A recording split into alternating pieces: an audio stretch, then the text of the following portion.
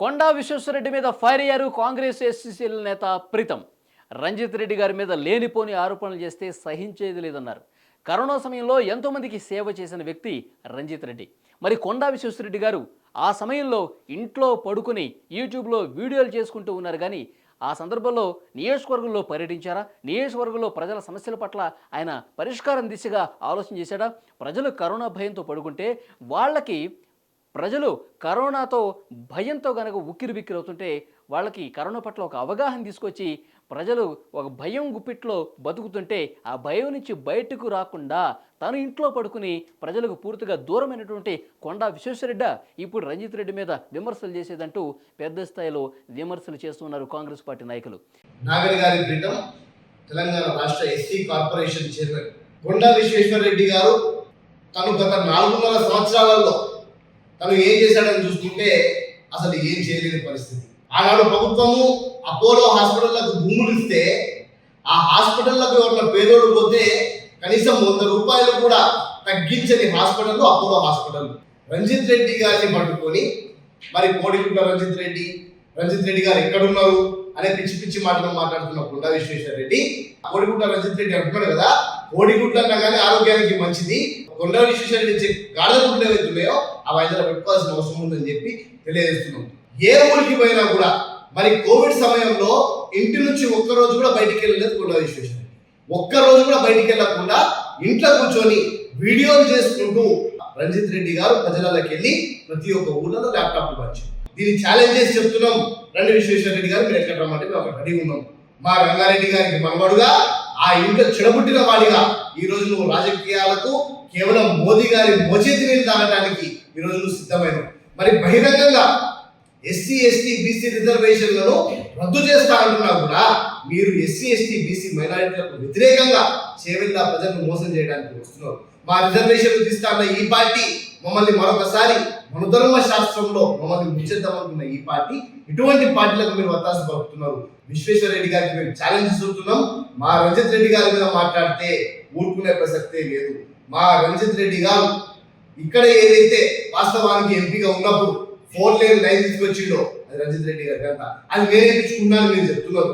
అరే మొత్తం చేసిందేమో రంజిత్ రెడ్డి గారు, దాని శంకుస్థాపన చేసిందేమో మీరు. ఈ రోజు ఎవరు అభివృద్ధి చేసినారు అని అంటే రంజిత్ రెడ్డి గారిని మిమ్మల్ని నిల్చోబెడదాం, మీరు రండి, ఛాలెంజ్ సిద్ధమైతే మీరు రండి, రంజిత్ అన్న ఏం చేసిందో చూపెట్టడానికి మేము సిద్ధంగా ఉన్నాం. ఈ రోజు అప్పా జంక్షన్ నుంచి 4 లైన్ ఏదైతే ఏర్పడ్డదో అది రంజిత్ రెడ్డి గారి పూర్తి ప్రమేయం వల్లనే ఏర్పడ్డది. రేపు 155 అడుగుల విగ్రహం దగ్గర దీక్ష చేస్తున్నాం. తప్పకుండా నరేంద్ర మోదీ గారి మెడలు వంచుతాం. ఏదైతే మీ భారతీయ జనతా పార్టీ చేసిన ఈ అక్రమాలు ఉన్నాయో, అరాచకాలు ఉన్నాయో వాటి మీద పోరాటానికి సిద్ధంగా ఉన్నాం. కొండా విశ్వేశ్వరరెడ్డిని నిల్చోబెట్టి కడిగేసే సమయం ఆసన్నమైందని చెప్తున్నాం.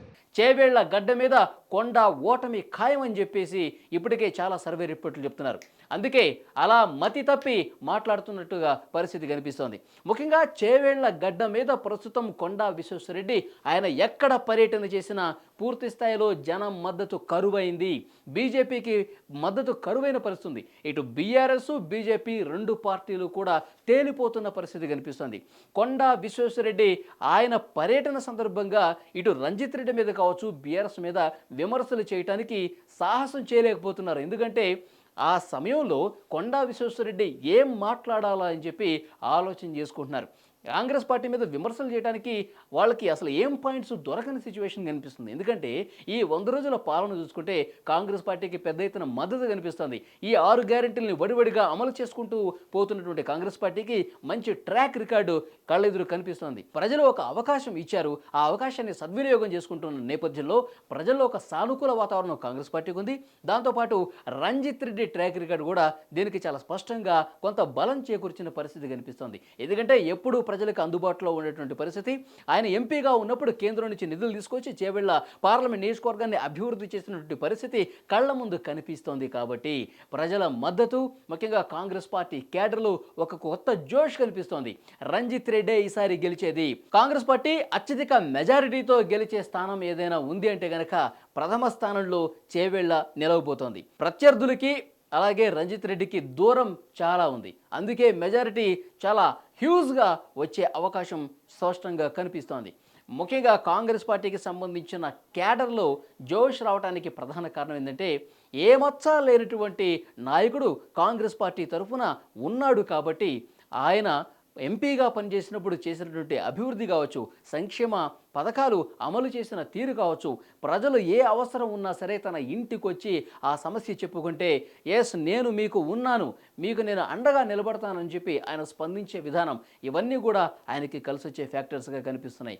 అందుకనే ఏ మండలంలో చూసినా కాంగ్రెస్ పార్టీకి మంచి స్పందన వస్తుంది. ఏ మండలంలో చూసినా ప్రతి గ్రామంలో కూడా కాంగ్రెస్ పార్టీ జెండా రెపరెపలాడుతుంది. కాంగ్రెస్ పార్టీని మేము గెలిపించుకుంటాం, రంజిత్ రెడ్డి గారిని మేము గెలిపించుకుంటాం, వేరే పార్టీలు మాకేవి వద్దు, వేరే పార్టీలు మాకు న్యాయం చేయలేదు, వేరే పార్టీల వల్ల మాకు ఒరిగేదేం లేదు, ప్రజలకు నిత్యం అందుబాటులో ఉన్న నాయకుడు మన రంజిత్ రెడ్డి గారిని గెలిపించాలి అని చెప్పి వాళ్ళు భావిస్తున్న పరిస్థితి చాలా స్పష్టంగా కనిపిస్తోంది.